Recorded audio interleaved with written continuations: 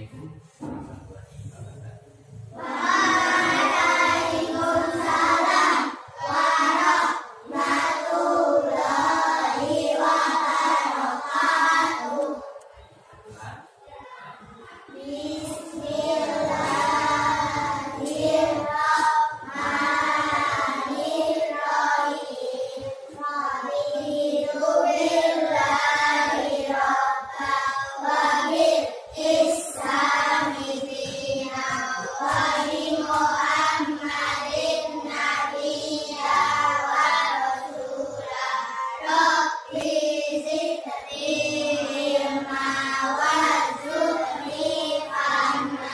Amin ya rabbal alamin. Selamat pagi anak. Selamat pagi Pak Guru. Apa kabar? Baik, alhamdulillah luar biasa tetap Bagus. Sekarang guru mau sedikit memberi sebuah inspirasi tadi. Kalian tahu manfaatnya belajar? tahu. Ada kata-kata mutiara dalam firman Allah dikatakan menjaga wajah. Apa artinya? Siapa yang sungguh-sungguh pasti sukses. Sungguh-sungguh dalam arti apa? Siapa yang mau belajar pasti menjadi orang yang pintar. Dan sebaliknya, siapa yang malas pasti menjadi anak yang tidak pintar. Mau menjadi orang yang pintar atau menjadi orang yang tidak pintar? Coba semangat. Yang keempat, mau jadi anak yang pintar atau tidak? Intinya satu, harus cinta terhadap buku. Cinta terhadap buku. Buktinya, kalau cinta terhadap buku pasti selalu ingin bertemu dengan buku. Pulang ke rumah langsung cari. Begitu bangun tidur dan lain sebagainya selesai makan dan mandi. Itu ciri khas anak yang pintar. Ciri-ciri anak yang bodoh melihat buku langsung dibuang, srek.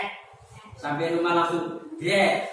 Menempatnya pun tidak bagus, menempatkan buah yang bagus, yang rapi di tempat yang orang-orang itu dibuang, srek langsung main. Itu suatu ciri-ciri anak yang tidak pintar.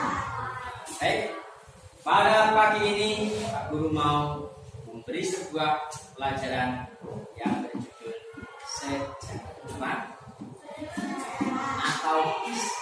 Siapa yang tahu tentang kisah? Ngacung, Mas Katif. Apa ya? Kisah tahu artinya? Kisah itu adalah sebuah peristiwa. Di dalamnya mengandung sebuah pelajaran apa? Ya nanti kita lihat pelajaran yang bisa lihat. Kisah yang akan saya tampilkan adalah kisah Nabi Musa. Siapa Nabi Musa itu? Utusan Allah. Ceritanya seperti ini. Dia hidup pada zaman Raja Fir'aun. Siapa Fir'aun? Orang yang sangat orang yang sangat berbahaya, orang yang sangat ditakut pada saat itu. Di mana? Di Mesir.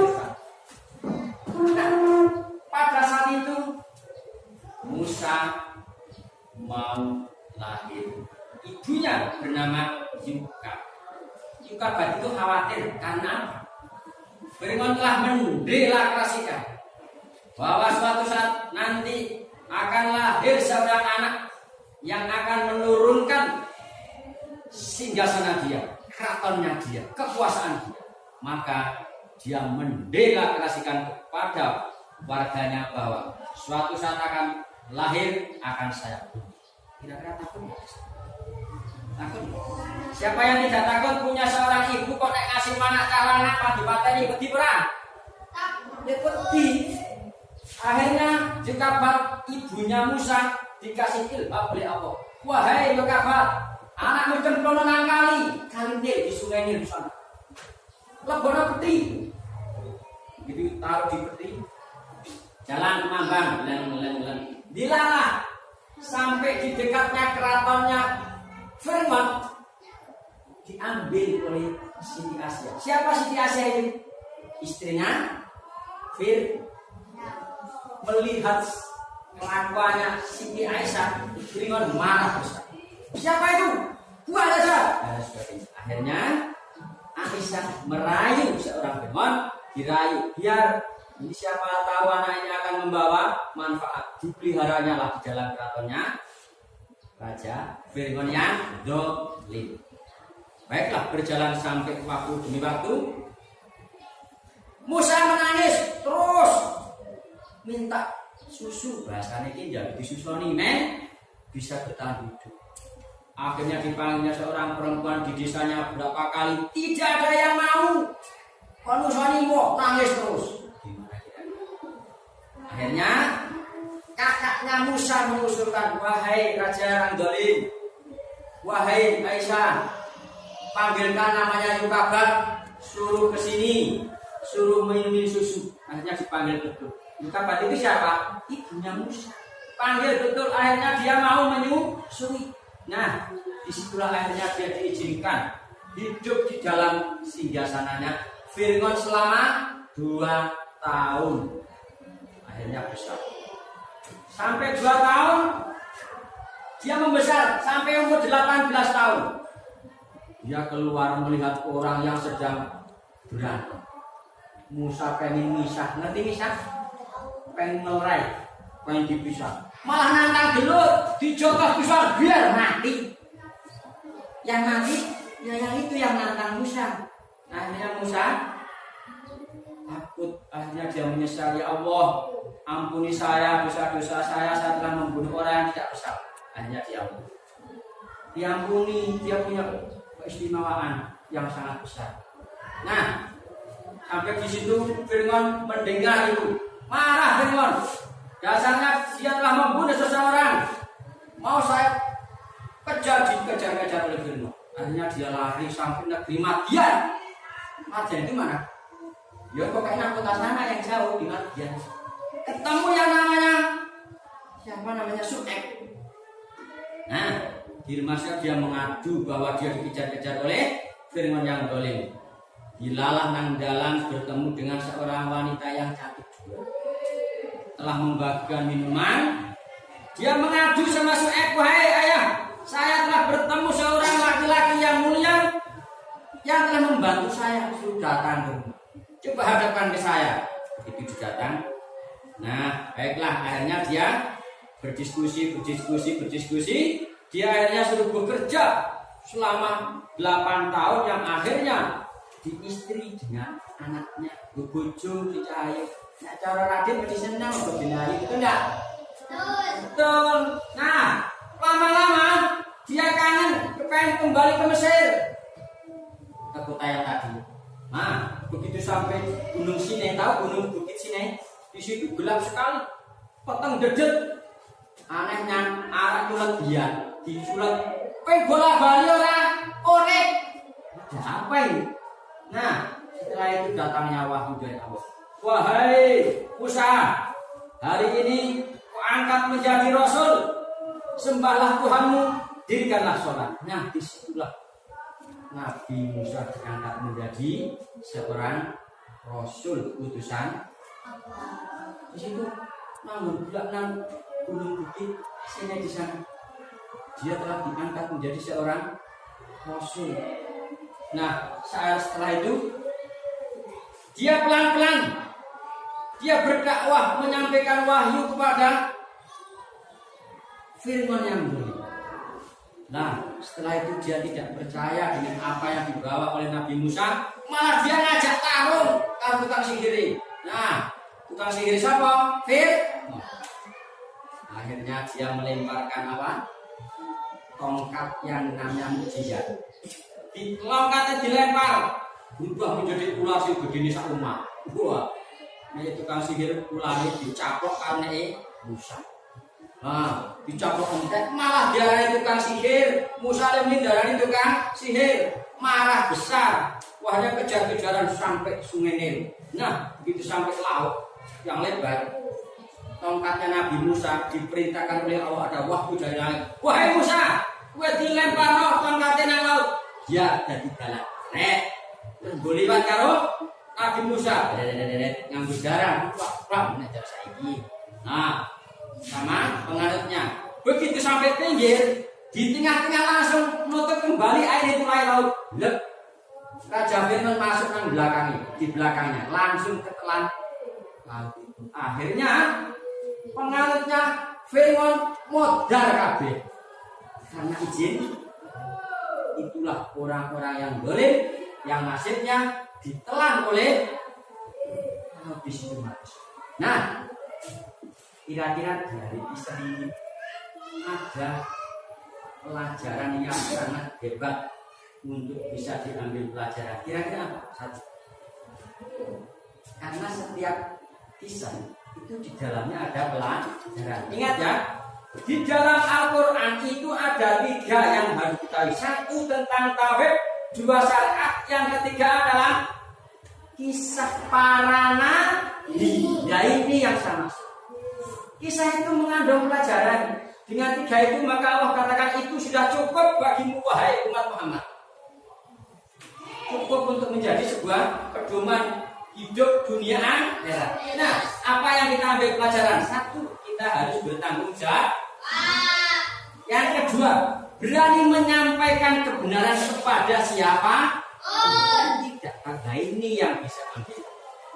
Baik, dari kisah ini yang saya lakukan seperti itu, maka kalian saya kasih tugas untuk mencatat kesimpulan dari kisah yang bisa diambil dari kisah Nabi Musa dan baiklah, nanti setelah selesai bisa dikumpulkan atau tidak baca. Kira-kira dari saya cukup sekian. Kalau tidak ada pertanyaan tidak? Ada pertanyaan tidak? Kesimpulannya sudah saya sampaikan tadi ya, bahwa kita menyampaikan kebenaran tidak pandang dengan kata-kata yang mulia. Jangan menyampaikan sebuah kebaikan dengan arogan. Itu intinya. Ya.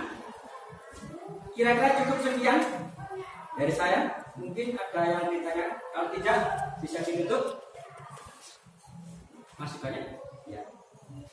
Mungkin ada yang ditanyakan, Mas Dana.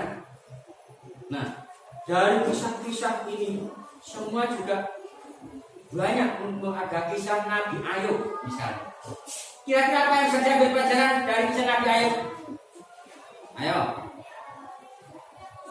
Dia telah diuji berapa tahun? 10 tahun. Sampai dirusak semua oleh setan. Anaknya, hartanya, bojonya sih dirusak.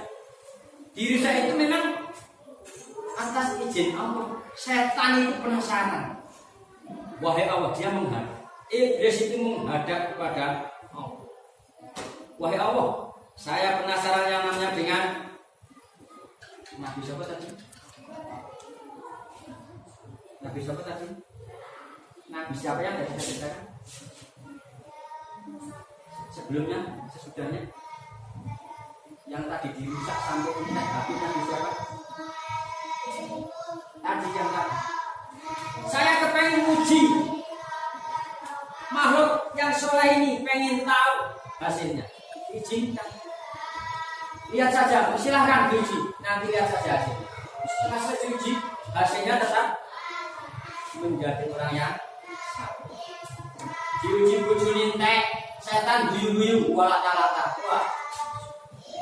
Nah, itu sudah habis istrimu. Sekarang mau siapa lagi? Yang kamu suka sudah, nggak usah lagi. Ya jawabannya bagaimana? Hanya Allah yang patut disembah. Segalanya datang dari Allah dan akan kembali kepada itu jawabannya sana. Kemudian apalagi istrinya sampai semuanya meninggalkan, hartanya dihabiskan, juga tetap jawabannya seperti itu.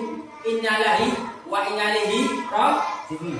Segalanya datangnya dari Allah dan akan kembali kepada itu. Kemudian kisahnya Nabi Yusuf lain lagi. Nabi Yusuf apa ceritanya? Kira-kira yang sudah diambil pelajarannya apa? didatangi cewek semayu banget, lempar, difitnah, dikira dia telah berbuat mesum, ternyata dia tidak. Itu misalnya. Kemudian yang lagi, kisah-kisah para nabi itu kan banyak sekali ya. Sebenarnya Nabi Musa, kalau Nabi Muhammad, kira-kira apa yang bisa diambil pelajaran? Apa? Mbak Raisa? Makan hiu itu kan Nabi Nuh. Kalau Nabi Muhammad apa? Akhlak?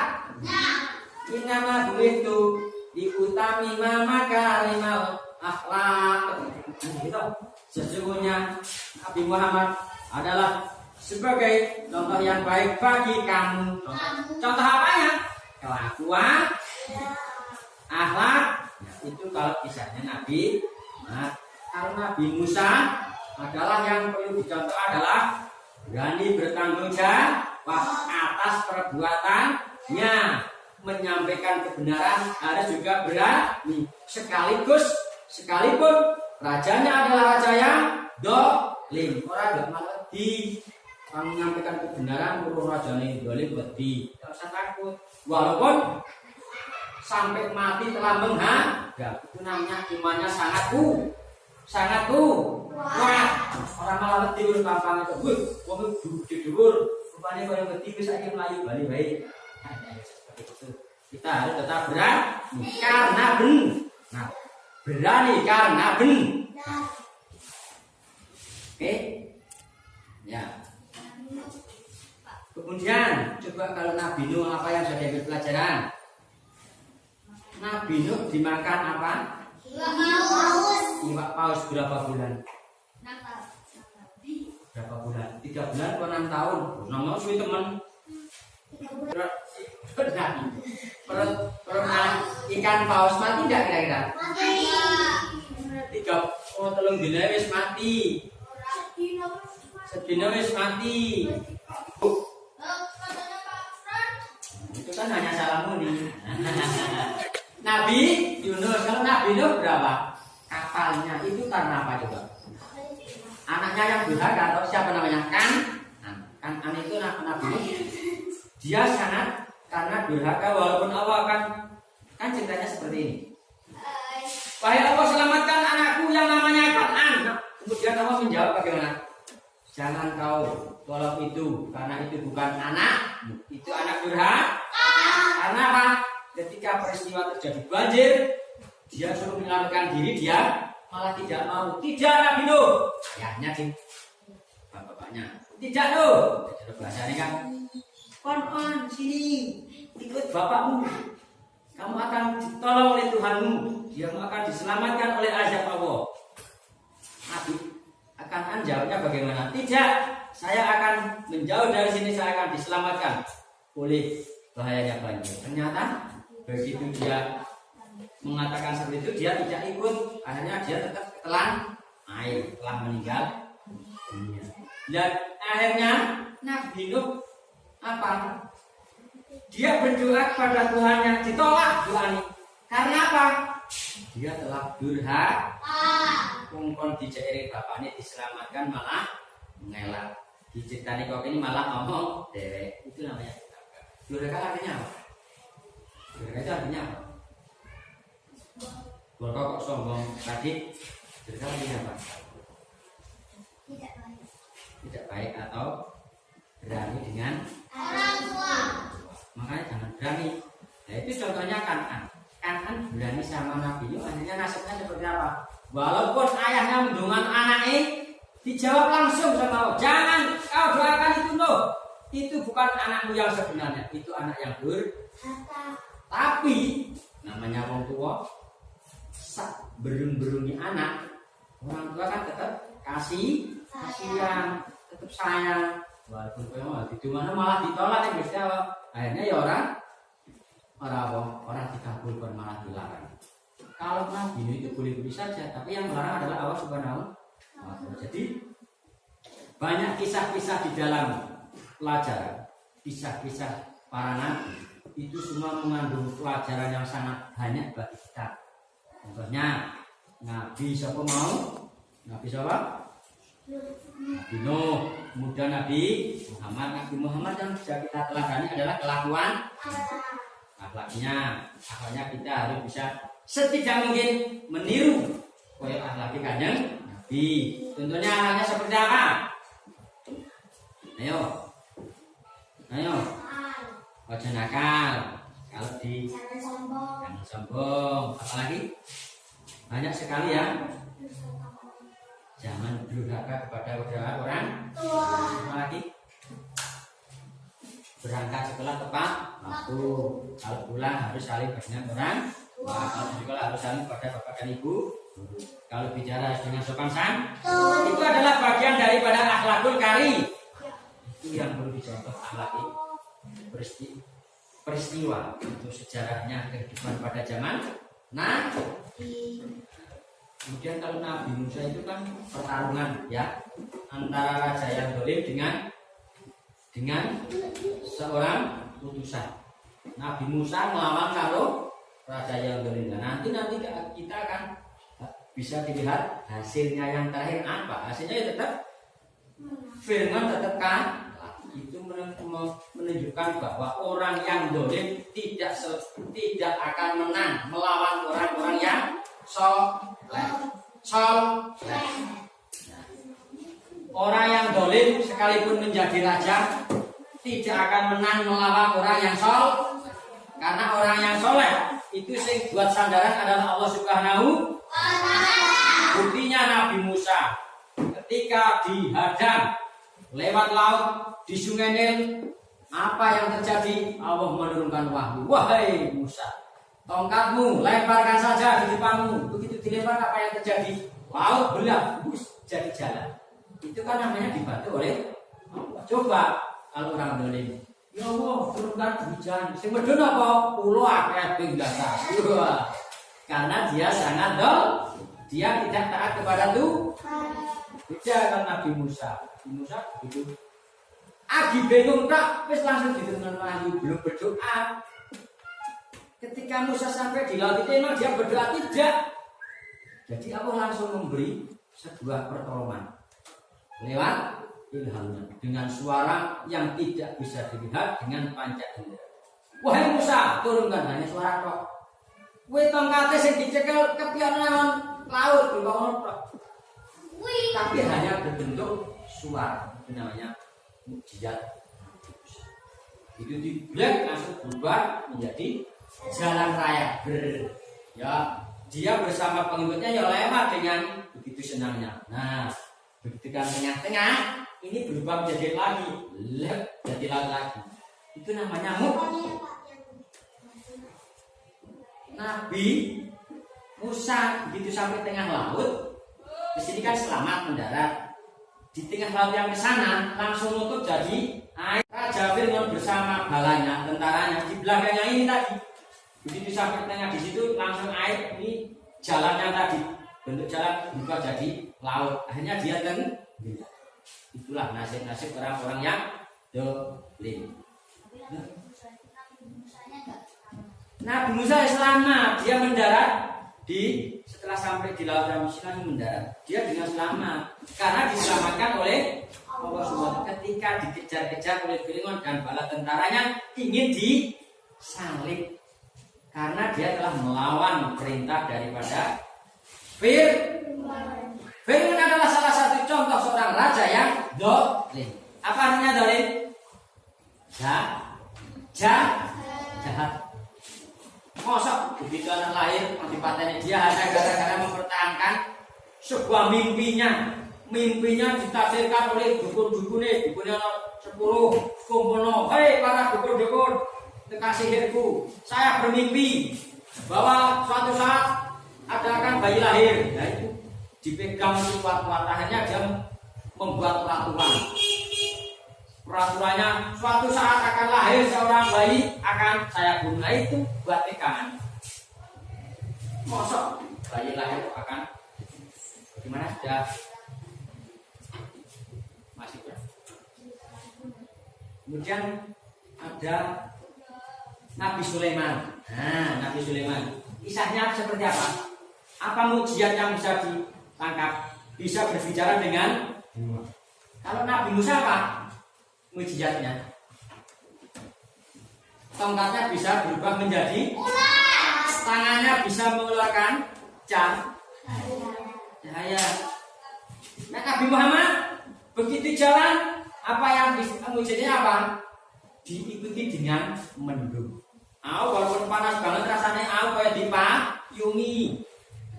Nek Nabi Yusuf, wong ganteng kan, wong paling sabar. Orang malah sombong dari gantengnya Raja Mak. Ya, akhirnya jadi orang yang Nabi siapa lagi? Kisah Nabi siapa lagi? Malih Kundang. Malih Kundang itu juga cerita kisah yang anak durhaka, ya toh? Di mana? Di sungai mana? Sumatera. Malih Kundang juga termasuk anak durhaka apa bukan? Itu mengandung pelajaran apa tidak? Pelajaran yang bisa diambil apa?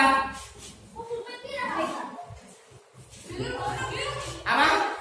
Tidak berani terhadap kedua orang tua. Hasilnya apa? Malih Kundang dengan Nabi Musa. Beda toh? Nabi Musa adalah orang yang jujur, orang yang menyampaikan tauhid, orang yang sabar menghadapi orang yang zalim. Musuhnya siapa? Nah, Raja Fir'aun. Lah nek Malih Kundang, pelajaran yang bisa diambil adalah jangan sampai menjadi anak yang Jadi setiap kisah, setiap sejarah mengandung pelajaran yang bisa diambil hikmah. Banyak sekali. Nabi Sulaiman bisa berbicara dengan semut. Begitu lewat semut senang wong padha pidato karo anak buahe. Wahai semut-semut, sing pidato sapa? Ketuane semut. Ada apa? Kita minggir masuk ke dalam ruangan. Emangnya ada apa? Nabi Sulaiman mau lewat, minta kalau diinjak-injak akan mati. Sulaiman ngerti. Akhirnya Nabi Sulaiman kok tahu, dia bersyukur, ada sujud. Ya Allah, dengan kebesaranmu, saya bersyukur atas nikmat yang kau berikan kepadaku. Dia bersujud, mendengar suaranya semut. Semut sampai berbicara, Nabi Sulaiman tahu. Itulah hebatnya, mukjizatnya Nabi Sulaiman. Ya, bahasanya semut pidato kalau anak baik kok ngerti. Nabi Sulaiman tahu. Akhirnya begitu dia mau lewat, Nabi Sulaiman mau lewat, mau tindak-tindak, ini toh semut itu buka dia langsung sujud syukur. Karena apa? Dia tahu bahasa. Nah itu keistimewaan Nabi Sulaiman adalah di dalam bisa berbicara dengan luas.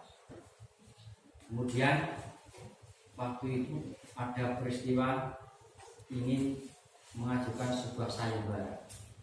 Juga ada yang datang dalam satu kejap, mendatangkan keraton mana yang sekejap mata sampai di sini ada. Pokoknya banyak sekali kisah-kisah yang bisa kita ambil pelajaran. Kemudian siapa lagi? Nabi banyak sekali kan? Nabi siapa lagi? Nabi Sulaiman, Nabi Yusuf sudah, Nabi Musa sudah, Nabi Yusuf sudah, Nabi Muhammad sudah, Nabi siapa lagi? Nabi Adam. Wah, cerita Nabi Adam ini sangat terbang. Apa yang bisa diambil dari kisah Nabi Adam? Ayo. Setan, gara-gara setan kan mati Nabi Adam ora gelem. Langsung Allah murka. Turunlah kamu sampai ke dunia. Hanya kurban sebatas menghormati Nabi Adam. Setan ora gelem. Karena apa? Maka kesombongan itu jangan sampai melanda pada kita. Itu hikmahnya. Kesombongan itu adalah musuh Allah, selendang Allah. Jangan sampai kita diselendami hal-hal seperti itu. Contohnya itu setan, iblis. Setan kode-kode diciptakan dari Allah sumber satu. Nabi Adam juga diciptakan dari Allah juga. Ukurkan hormat orang gelem bangkang. Nah disitulah akhirnya Allah itu Nah yang bisa diambil pelajaran dari kisah Nabi Adam adalah kita sama manusia harus saling menghormati, jangan saling menghina. Kita saling memuliakan, saling menghormati. Itu supaya Allah tidak dengan kemurkaan Allah, maka dia diturunkan ke bumi. Nah, termasuk Nabi Adam dilarang makan buah kuldi, malah dipangan. Itu gara-gara juga ada gangguan dari iblis. Lewatnya apa? Sebuah ular yang masuk di dalam, setan itu masuk di dalam lidahnya Allah, masuk ke dalam surga. Bisiki sapa? Nabi Adam. Pangalah kowe. Buah kowe lu mau ora dipangan, masa dipangan. Nah, akhirnya dia melanggar aturane Gusti, turun ke bumi. Nah, ya akhirnya jadi mana akhirnya awak dhewe ya termasuk keturunane Nabi Adam. Nah, kuwi sejarah-sejarah seperti itu. Ya, Nabi Adam, setan, sudah. Siapa lagi? Banyak sekali kisah-kisah Nabi yang bisa diambil pelajaran. Nabi siapa? Nabi Muhammad sudah tentang akhlakul karimah. Akhlak itu ada berapa? Ada dua. Akhlak yang terpuji dan akhlak yang tidak terpuji. Yang kita contoh yang mana? Yang terpuji. Kemudian kisah siapa lagi? Ada lagi? Ada lagi yang bisa diambil pelajaran? Kisah Nabi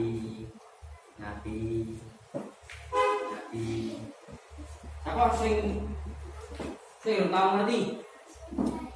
Nabi Ibrahim. Apa mukjizatnya? Begitu Nabi Ibrahim mau dibakar, siapa yang bakar sapa? Berpanggung muji keimanane mergo Ismail itu putranya. Pang digorok, pang disembelih, Allah menurunkan wahyu. Firman-Nya harus apa? Nabi Ibrahim. Ya Narun. Ya Narun itu artinya wahai aku, diamlah, dinginlah. Akhirnya walaupun Nabi Ibrahim dibakar, ya gendi langsung adem. Karena yang mendinginkan siapa? Allah. Itu salah satu mukjizat Nabi Ibrahim. Nah, begitu digagalkan akhirnya tidak jadi 9 pasar, akhirnya diganti dengan seekor kambing. Nah, disinilah sebuah riwayat itu akhirnya sampai sekarang semua orang pada berduyun-duyun untuk bisa berkurban. Yaitu sejarahnya untuk menghormati itu berkurban kambing, itu pada sejarahnya Nabi Ibrahim dengan Nabi Ismail. Ketika mau disembelih, jawabannya apa? Waktu ditanya, wah Ismail, kamu tidak sembelih bagaimana? Monggo. Karena kalau memang itu permintaan Allah, saya beriman pada Allah, kalian harus disembelih bagaimana? Jawabannya apa? Misalnya bapakmu takon untuk menguji keimanan Radit, misalnya bapakmu, jadi tak sembelih, ini perintah Allah, nyari be.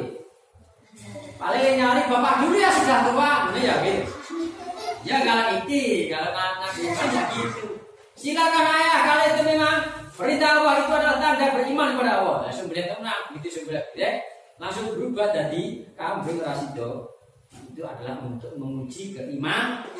Nah, yang sira iman jajal sembelih pani ora. Nah, dene tadi imane mengarang iman lombok rame tekan disembelih malah nyari. Bapak dhewe sembelih sing tuwa. Ya jajal. Ya. Saya di sebelah adalah itu salah satu apa? Hikmah yang bisa diambil adalah tentang keimanan. Nah, tauhid. Kalau memang imannya betul-betul beriman pada yang kuasa, bang sembelih ya gelem, orang malah dipindah nang karo sing akoh. Diperintahnya beliau malah sing kan di sebelah sing. Tapi jenenge ya anak yang durhaka. Wong itu ujian iman kok malah dibalik-baliknya pada yang itu adalah kisah Nabi Ibrahim dan Ismail. Kisah siapa lagi? Contohnya lagi. Sudah? Ya. Cukup ya? Ya, kira-kira dari begitu kisah dari Nabi Musa sampai termasuk yang lain banyak sekali bisa saya baca.